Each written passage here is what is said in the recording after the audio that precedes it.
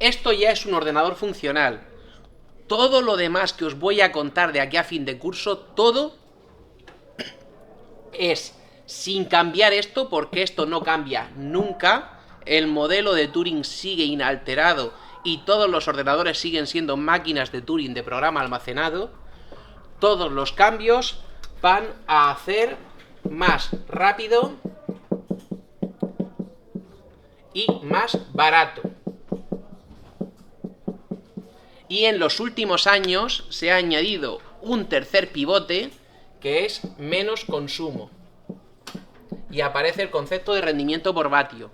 Pero eso ya será en el tema 4, eso ya lo hablaremos más adelante. Así que de momento lo de menos consumo no le vamos a hacer caso, más adelante le haremos caso. Entonces, ya tenemos un ordenador funcional. Un ordenador funcional es una calculadora donde tengo sitio donde escribir datos y escribir operadores y que puede funcionar de forma prácticamente automática, siguiendo un programa, teniendo saltos y siguiendo los bucles de ese programa. Eso es un ordenador funcional, eso es ya un ordenador.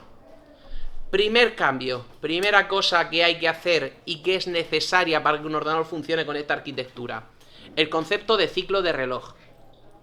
Yo os estoy diciendo que hace operaciones y devuelve resultados, pero a estas velocidades entra dentro de lo prácticamente imposible saber cuándo se ha terminado. Me explico.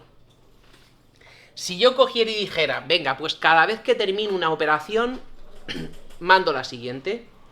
Eso suena muy bien, y suena muy bien para nosotros humanos, pero en esta arquitectura, si yo cogiera y quisiera empezar una operación cada vez que termino la anterior, tendría que añadir una línea extra a resultados que notificara a la memoria y a los registros de cuándo puede empezar otra y a la calculadora, y además esperar a que eso se hiciera y esperar a que eso se comunicara.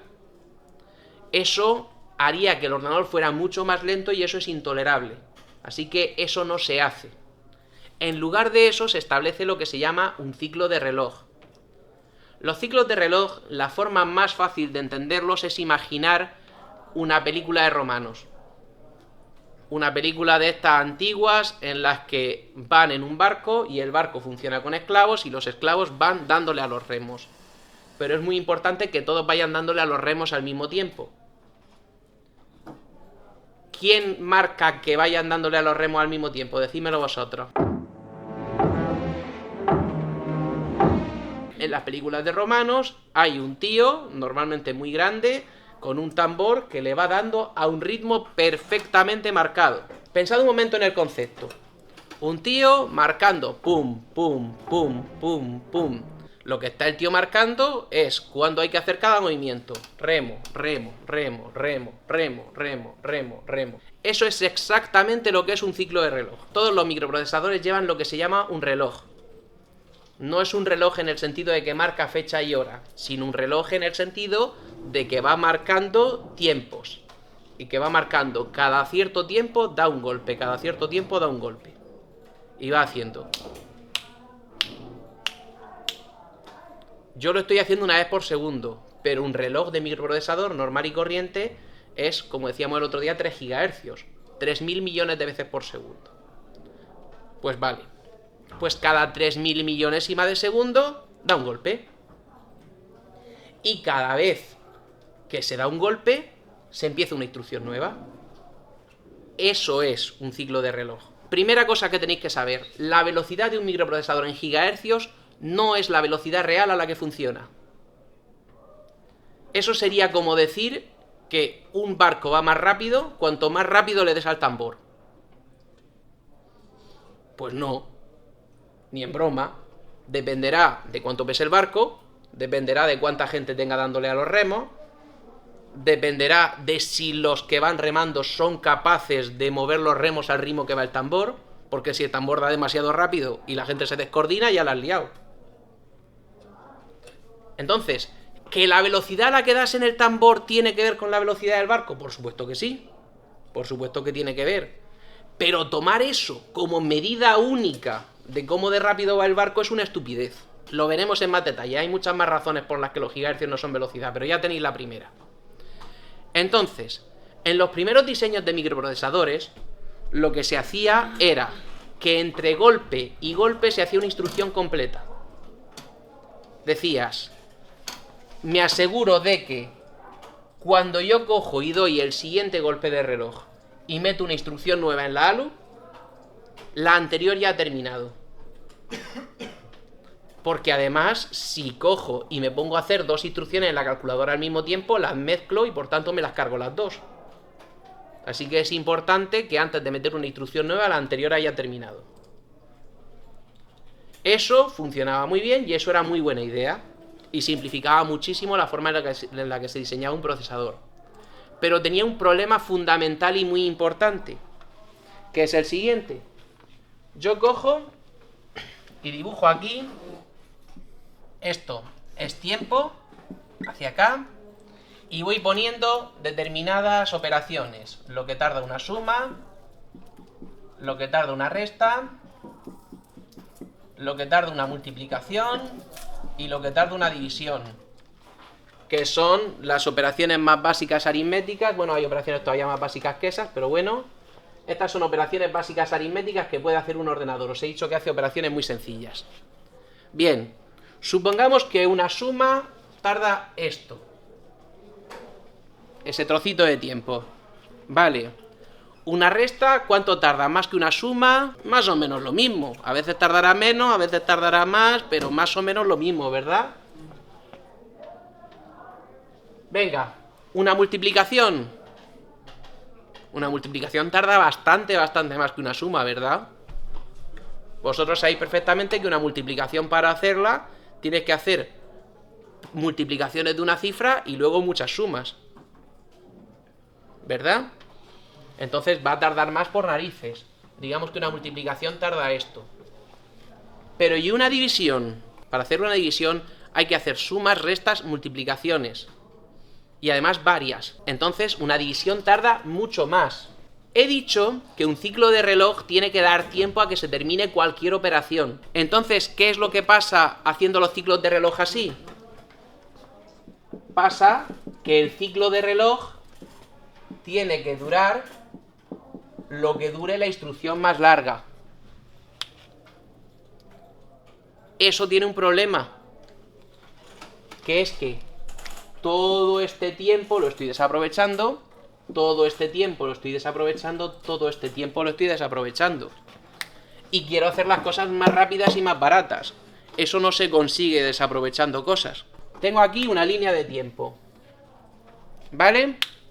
Y entonces, lo que os he dicho es que lo que tienen todos los microprocesadores es un reloj, que lo que va haciendo es dar golpes X veces por segundo. ¿Cuántas veces por segundo? Depende completamente del microprocesador. Y eso es lo que se llama la velocidad de reloj. La velocidad de reloj se mide en gigahercios. Cuantos más gigahercios tenga, más golpes está dando por segundo. Un procesador de 3 gigahercios quiere decir que da 3.000 millones de golpes por segundo. Y esos golpecitos son los que usan los ordenadores para decidir cuándo empieza una instrucción nueva. Y os estoy diciendo que los primeros ordenadores tenían que hacer una instrucción entera entre golpe y golpe, porque no tenían forma de simultanear varias operaciones, nunca. Entonces tenían que asegurarse de que diera tiempo a terminar la anterior antes de empezar la siguiente. Y por aquel entonces ni en broma podían tener los ordenadores gigahercios de velocidad, tenían megahercios, millones de operaciones por segundo. Hay dos conceptos, la velocidad de reloj, que es la cantidad de golpes que doy por segundo, y está el concepto también de ciclo de reloj. El ciclo de reloj, esto es un ciclo. Un ciclo de reloj es el tiempo entre un golpe y el siguiente. Repito, no le deis más importancia ni permitáis que nadie le dé absolutamente ninguna cosa más mítica. Los gigahercios, la velocidad de reloj es, ya os digo, un pequeño reloj que se mete dentro de todos los microprocesadores que va dando golpes. Que le va dando golpes al tambor. Punto. No es ninguna otra cosa. Y cualquier persona que le dé una medida más mágica o un valor más mágico no sabe de lo que está hablando.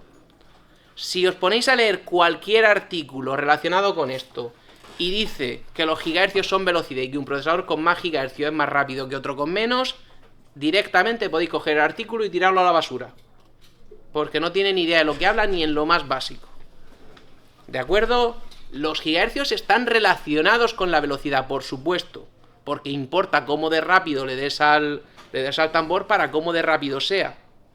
Pero no son una medida válida. Quedaos en la cabeza con el tío dándole al tambor. Está relacionado con cómo de rápido va el barco, por supuesto, pero no es una medida válida de cómo de rápido va el barco.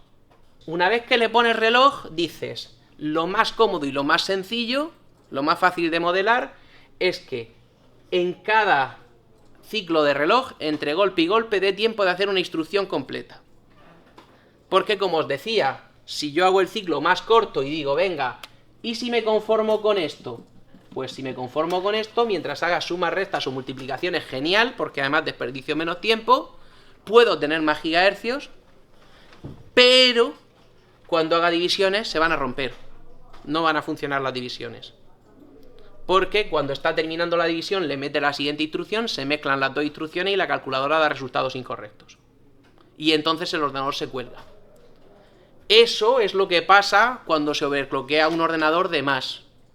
Cuando overclockeas de más un procesador y a partir de entonces el procesador se cuelga, o overclockeas de más una gráfica y a partir de entonces salen efectos raros en la pantalla, es por esto, porque ya no puede hacer bien las operaciones porque no tiene tiempo suficiente.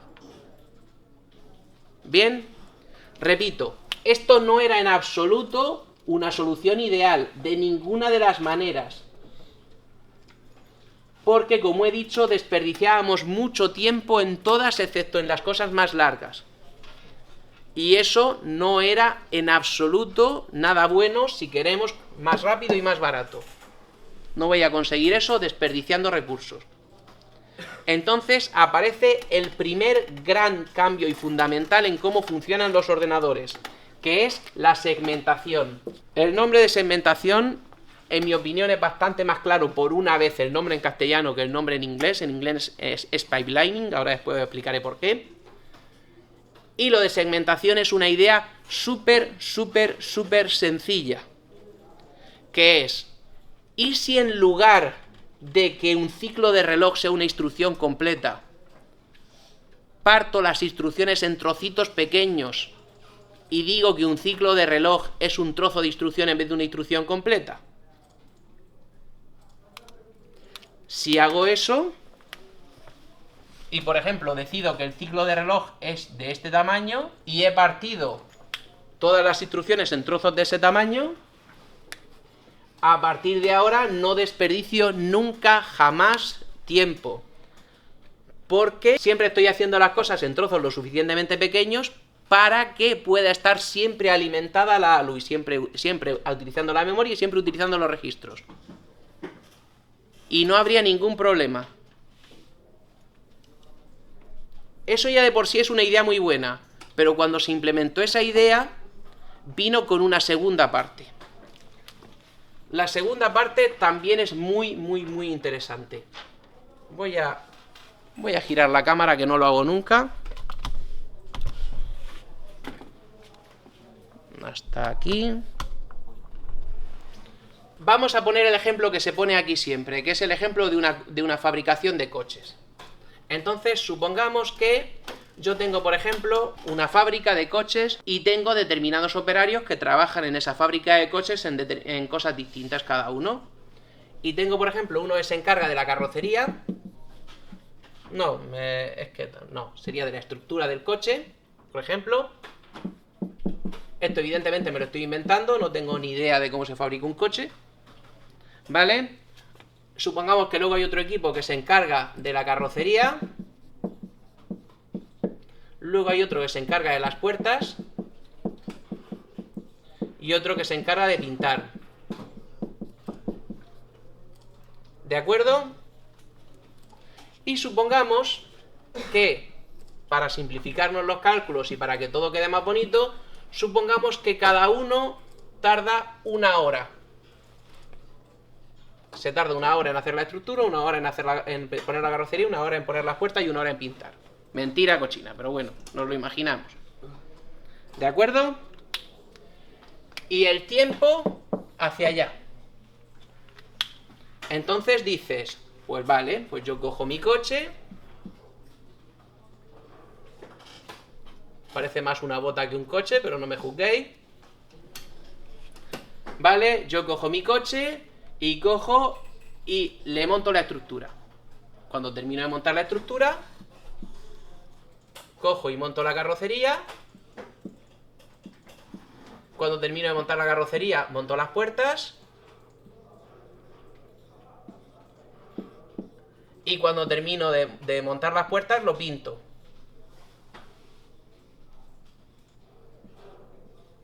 ¿Vale? Si supiera dibujar, me habría hecho profesor de dibujo, no profesor de informática. ¿Tiempo en total que tarda en montar un coche? Pues 1 hora de cada uno. 4 horas tardo en montar un coche. Y entonces aquí empiezo a montar otro. Pero, ¿y si en lugar de empezar a montar otro a partir de la 5ª hora, empiezo a partir de la 2ª?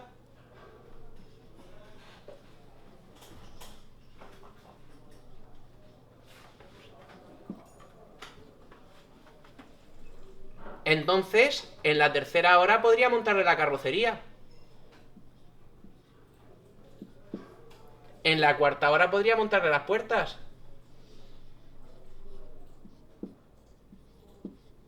Y en la 5ª hora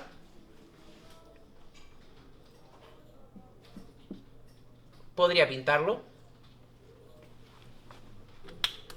He tardado 4 horas en montar ese coche también. Pero sin embargo, después de haber tardado 4 horas en el primero, solo he tardado 1 hora más en hacer el segundo. ¿Verdad? A partir de aquí, podría seguir. Y una vez hecho el principio, que vale, mientras estoy haciendo la estructura, el de carrocería está parado, el de puerta está parado, el de pintar está parado, pero una vez que ya tengo alimentada esa cola, a partir de entonces puedo montar un coche por hora. Entonces, a alguien se le ocurrió, pero es que aquí realmente hay un orden en el que hacer las cosas. Hay al principio un tiempo donde tengo que sacar las cosas de la memoria y de los registros, y que mientras saco esas cosas de la memoria y de los registros no puedo calcular nada porque todavía no tengo los datos. Pues a eso se le llamó fase de emisión.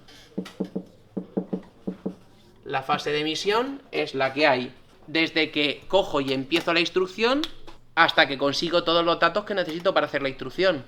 Luego hay una fase que os explicaré más adelante, cuando os hable de arquitecturas más en detalle, que es la fase de decodificación. Pero de momento no os voy a contar cómo funciona. Tenéis que saber que existe, pero no os voy a contar cómo funciona.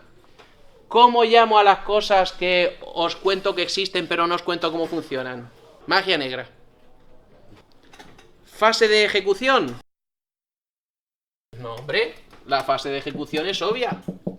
La fase de ejecución es la que cubre desde que he acabado de decodificar hasta que acabo de ejecutar.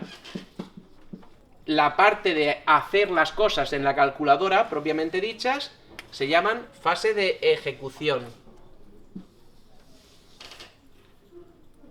Y la cuarta fase del primer tipo de segmentación es la fase de escritura, que es, ya he terminado de hacer todos los cálculos, pero ahora tendré que escribirlos donde toque, ya sea si es un salto en el contador de programa, o si me toca escribirlo en registros, o si me toca escribirlo en memoria. Repito, 4 fases iniciales, porque luego se añadirían muchas más a segmentación, ya iremos hablando de ello. Pero las primeras 4 fases de segmentación son emisión, que es recopilar todos los datos que necesito para poder hacer el cálculo. Decodificación, magia negra. Ejecución, hacer el cálculo propiamente dicho. Y escritura, coger ese cálculo que ya he hecho y escribirlo donde tenga que escribirlo para guardarlo. Entonces, evidentemente el ejemplo que os he puesto antes del coche, pues iba evidentemente con toda la intención de que donde ponía estructura, carrocería, puertas y pintar, pues evidentemente eso me importa 3 pepinos, porque no estamos en clase de mecánica y tampoco los coches se montan así. Y esas fases son emisión, decodificación, ejecución y escritura. Y en vez de coches, estos son instrucciones, y en vez de horas, estos son ciclos. Lo que quiere decir que hemos conseguido reducir muchísimo el tamaño del ciclo al segmentar. Pero es que además, ahora es verdad que la primera instrucción tarda 4 ciclos, pero a partir de ahí puedo sacar una instrucción por ciclo. Antes de segmentación podía hacer una instrucción por ciclo, pero porque eran ciclos muy largos. Pero ahora tengo un ciclo muy pequeño y puedo, en el mejor de los casos, llegar a hacer una instrucción por ciclo. ¿Vale? Todo es perfecto, vivimos en el país de la pirulita, venimos aquí en unicornio rosa y somos felices y comemos perdices. ¿Verdad? Pues no. La segmentación en circunstancias ideales es genial. Tenemos nuestras cuatro fases de momento, y en esas 4 fases, pues mientras las alimento, tampoco pierdo nada, porque voy alimentando la cola de segmentación, y una vez que está llena, puedo llegar a una instrucción por ciclo. Pero eso no es así de fácil, porque no todas las fases tardan siempre lo mismo. Emisión, por ejemplo, no es lo mismo que yo tenga que sacar un dato de la RAM que lo tenga que sacar de un registro. Porque la RAM, cuando se hablen de RAM en el sistema operativo, la RAM es el oasis del sistema operativo, el sistema operativo ama la RAM, para el sistema operativo la RAM es rapidísima, pero el procesador considera todo lo contrario, que la RAM es muy lenta. Acceder a una memoria RAM le puede llevar a un procesador actual perfectamente 100 ciclos. Acceder a la memoria RAM es muy malo, es muy lento. Mientras que acceder a los registros os he dicho que es inmediato. Así que, perfectamente una fase de emisión puede tardar más de lo que debería. Decodificación no. Una de las cosas por las que no os explico todavía lo que es decodificación es porque decodificación siempre tarda un ciclo. Nunca tarda más de lo que debería. Ejecución. ¿Vas a tardar lo mismo en hacer el cálculo de una suma que el de una división? Si este era el problema inicial por el que hemos puesto segmentación. También la ejecución puede tardar más de un ciclo. Y escritura, pues exactamente lo mismo que en emisión. No es lo mismo escribir en un registro que escribir en la RAM. Igual que no es lo mismo leer de un registro que leer de la RAM. Al hecho de que pueda tardarse más de un ciclo en hacer una fase, eso se llama burbujas. ¿Por qué ese nombre tan caprichoso? Porque en inglés la segmentación, os he dicho, se llama pipelining. Pipelining se traduciría, no existe la palabra en castellano, sería tuberización, sería hacer tuberías, hacer las cosas sobre tuberías. En inglés se le llama pipelining a la segmentación porque en lugar de hacer hincapié en partir las instrucciones en cosas pequeñas, en trozos pequeños, hace hincapié en coger y mandar un volumen de agua a través de una tubería, en esa imagen mental. Entonces, si tú estás mandando un volumen de agua a través de una tubería, hasta que no pasa el agua que está aquí hacia el siguiente tramo de la tubería, la que está antes no puede estar, por eso se va empujando una agua a otra. Y el concepto de burbuja es una imagen mental relacionada con eso. ¿Qué pasa si en la tubería yo introduzco burbujas de aire? Pues que tengo una masa que no transmite agua, que no es útil, pero que tengo que ir empujándola. Si yo tengo una tubería y estoy pasando agua, si empiezan a colárseme burbujas de aire en la tubería, el aire lo tengo que mover también. Estoy perdiendo tiempo en mover aire aun a pesar de que no quiero. Eso es lo que significa lo de burbujas. Burbujas es simplemente cuando una instrucción se tira en una fase más de un ciclo. ¿Qué es lo que pasa? Pues cuando una instrucción se tira en una fase más de un ciclo, lo que hace es ralentizar a todas las demás.